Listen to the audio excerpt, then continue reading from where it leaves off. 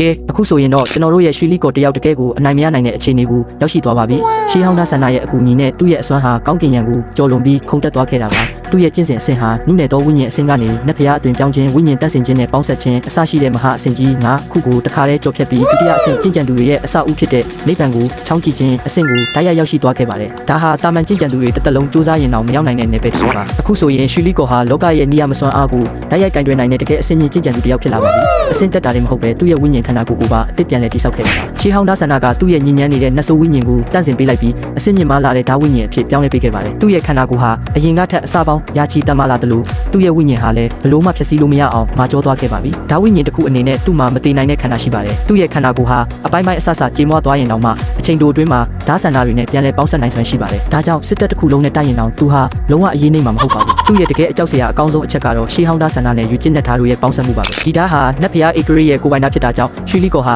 ဒီဓာတ်ရဲ့ဝိညာဉ်အစစ်မှန်ဖြစ်တဲ့ရန်သူရဲ့စိတ်ဓာတ်နဲ့ဝိညာဉ်ကိုတစ်ချက်တည်းနဲ့အမုံကျိတ်နိုင်စွမ်းရှိပါတယ်တာမန်နတ်ဆိုးလေးတစ်ကောင်ဘဝကနေအခုဆိုရင်တော့လောကကြီးကိုအုပ်စိုးမဲ့အမြင့်မြတ်ဆုံးဓာတ်ဝိညာဉ်အဖြစ်ရွှေလီကိုတယောက်ရာဇဝင်အသေးရေးထိုးလိုက်ပါပြီအရင်ကတော့ဝမ်လင်ကိုကြောက်လို့တုံနေရတဲ့ရွှေလီကိုကအခုတော့ရန်သူတွေကိုတုံလို့အောင်လုပ်နိုင်ပြီပဲဖြစ်ပါတယ်ဒီလောက်အစွမ်းထက်လာတဲ့ရွှေလီကိုတယောက်ဘလို့တွေထပ်ပြီးကြွားဝအောင်မလဲဆိုတာနောက်ထပ်အပိုင်းမှာဆက်ကြည့်လိုက်ရအောင်